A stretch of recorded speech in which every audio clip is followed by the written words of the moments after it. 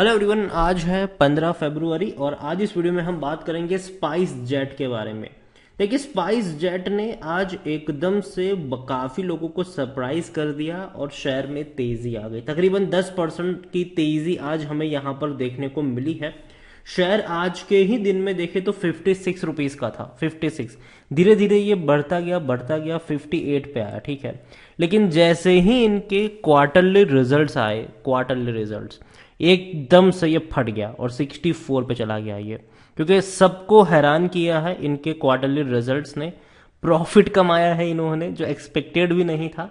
तो वीडियो में हम उसी के बारे में चर्चा भी करेंगे, लेकिन उससे पहले अगर आपने अभी तक चैनल को सब्सक्राइब नहीं किया है तो प्लीज़ अभी इसे सब्सक्राइब कर लीजिए, क्योंकि आगे भी बहुत सारे वीडियोस हैं जो आपको काफ़ी ज़्यादा हेल्प करेंगे। तो स्पाइस जेट का जो शेयर है ये 64 रुपीज़ पे ट्रेड कर रहा है। एक महीने में जहां था वहीं पर आ चुका है। इस बीच टूट के बिखरा जरूर था, लग रहा था कि भैया महीने का लो इसने बना दिया है, लेकिन एक ही दिन में सारी कसर पूरी कर दी इसने। लेकिन जहां तक बात करें एक साल की, तो 26 से 27% की गिरावट है। इससे पहले भी अगर देखा जाए तो शेयर 60 रुपए तक गया था ये, लेकिन बाउंस बैक कर गया, वहां से 80 पे चला गया, दोबारा टूट के 66 पे आया, बाउंस बैक कर गया। इस बार भयंकर गिरावट थी, लग रहा था कि ये टूट ही जाएगा और अगर अच्छे नतीजे नहीं आए होते तो हो सकता है कि ये गिरावट अभी और जारी रहती। लेकिन जो रिजल्ट्स आए हैं उसने स्पाइस जेट में कह सकते हैं कि आज के दिन में इज्जत बचाई है इसकी। पिछले 5 साल की मैं बात करूं तो देखो, स्पाइस जेट ने तेजी और गिरावट दोनों का चक्र देखा हुआ है और कुछ खास अच्छा यहां पर कह नहीं सकते कि सब कुछ बेहतर है। स्पाइस जेट के बारे में देखें तो स्मॉल कैप शेयर है, 3,500 करोड़ के आसपास का इसका मार्केट कैप है। वॉल्यूम्स अगर देखा जाए तो 1 करोड़ के आसपास के आज देखने को मिले हैं। बड़ी क्वांटिटी में इसके शेयर ट्रेड हुए हैं। स्पाइस जेट की अगर हम बात करें तो प्रमोटर के पास 59.46% की होल्डिंग है। देखो, बड़े जो फंड हाउसेस है ना वो यहाँ पर बिकवाली कर रहे हैं। 1.16% की होल्डिंग एफआईएल्स के पास है, 0.71% म्यूचुअल फंड के पास है, ठीक है। और प्रमोटर की बहुत सारी आधी होल्डिंग गिरवी है, 48% से भी ज्यादा की होल्डिंग इनकी गिरवी पड़ी हुई है। ये एक डिसएडवांटेज है इनका। डिविडेंड पे नहीं कर रहा है ये। स्पाइस जेट के बारे में रिजल्ट्स पे जाए उससे पहले अगर हम यहां पर देखें तो according to money control user 25% लोग कहते हैं बेचो और भाग जाओ और 75% लोग कहते हैं खरीदारी करो। स्पाइस जेट में जो इनसाइडर ट्रांजैक्शन समरी है वो सितंबर में देखे तो बिकवाली के थे। काफी बड़ी क्वांटिटी बेची गई थी, तब शेयर 70 रुपए से भी ऊपर ट्रेड कर रहा था। यहां पर बात करेंगे अब हम इनके रिजल्ट्स के बारे में। तो सबको हैरान किया है क्योंकि इनको भैया 42.45 करोड़ का इनको प्रॉफिट हुआ है दिसंबर क्वार्टर में, जो सरप्राइज है, ठीक है। यहां पर आप देखिए कि spice jet on February 15 reported surprise profit for December quarter after 7। देखो, पिछले 7 क्वार्टर से लगातार कंपनी लॉस में है, लगातार 7 क्वार्टर से कंपनी लॉस में है। अब यहां पर प्रॉफिट में कैसे आई, तो help by increase in flyers and higher yields.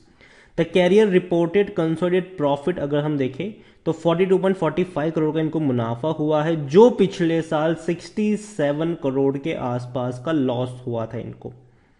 Revenue भी इनके इंक्रीज हुए हैं, 35% का इंक्रीज है रेवेन्यू में। 2,205 करोड़ के आसपास का रेवेन्यू इन्होंने कमाया है, जो पिछले साल इसी क्वार्टर में 1,635 करोड़ का था। तो रेवेन्यू काफी तेजी से बढ़े हैं इनके। और दूसरी ओर अगर हम देखें तो स्पाइस जेट का जो लॉजिस्टिक प्लेटफॉर्म है स्पाइस एक्सप्रेस, उसमें कंटिन्यू ग्रोथ हमें देखने को मिला है। 17% का जो ग्रोथ यहां पर आया है। 585 करोड़ के आसपास का इन्होंने वहां से पैसा बनाया है, कमाया है, जो पिछले साल 500 करोड़ के आसपास का देखने को मिल रहा था।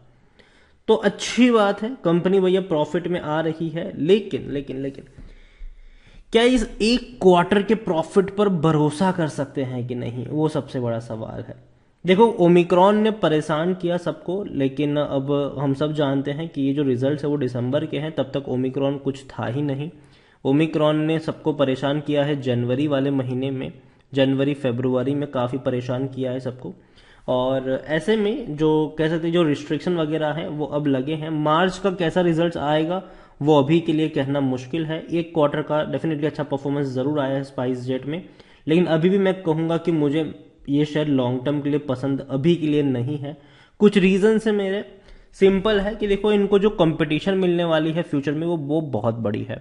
इंडिगो ऑलरेडी इस स्पेस में डोमिनेट कर रहा है, लेकिन साथ साथ दो बड़े जायंट्स इनके सामने खड़े होने वाले हैं। पहला भैया राकेश झुनझुनवाला जी की एयरलाइंस है, सस्ती एयरलाइंस होगी वो। दूसरी भैया टाटा, रतन टाटा की जो एयरलाइंस आ रही है, टाटा की एयरलाइंस जो है भैया, वो इनको एक और बड़ी कंपटीशन के तौर पर फेस करना पड़ेगा। तो स्पाइस जेट काफी सारी चीजों से जूझ रही है, लगातार 7 क्वार्टर से कंपनी लॉस में थी, लॉस झेल रही थी। इसके अलावा एक और बड़ी खबर जो सेटलमेंट की थी, वो उन्होंने जो काली निधि मारन जो है, उन्होंने भैया इनका जो सेटलमेंट ऑफर है उसको रिजेक्ट कर दिया है। स्पाइस जेट अग्री हो गया कि भैया हम आपको 600 करोड़ रुपए दे देंगे, लेकिन उन्होंने कहा कि जी नहीं, जो 920 करोड़ रुपए आपको चुकाने हमको वही चाहिए।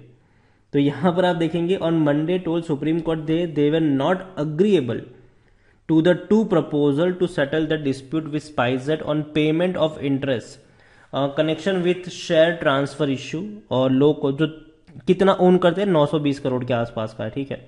तो स्पाइस जेट इनको रेडी था। देखो SpiceJet in the first offer propose that it would pay 300 crore towards full and final settlement of the dispute, और secondary of out of bank guarantees 270 crore despite with the Delhi High Court, low cost airline would give 100 crore for now and offer will pass for apex court। देखो यहाँ पर जो offer था वो ये था कि भाई 600 करोड़ के आसपास उसका पूरा सब कुछ था ये, तो वो उन्होंने रिजेक्ट कर दिया है। और देखते हैं कि क्या कहाँ जाता है ये। जो नेक्स्ट तारीख है वो मार्च की तारीख है कोर्ट की, तो क्या होगा अभी से कहना मुश्किल है, लेकिन देखते हैं क्या होता है। जो भी होगा इंटरेस्टिंग ही हो यहाँ पर होने वाला है।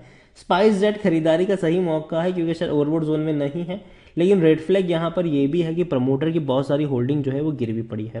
33% एनालिस्ट यहाँ पे कहते हैं खरीदारी करो, ठीक है।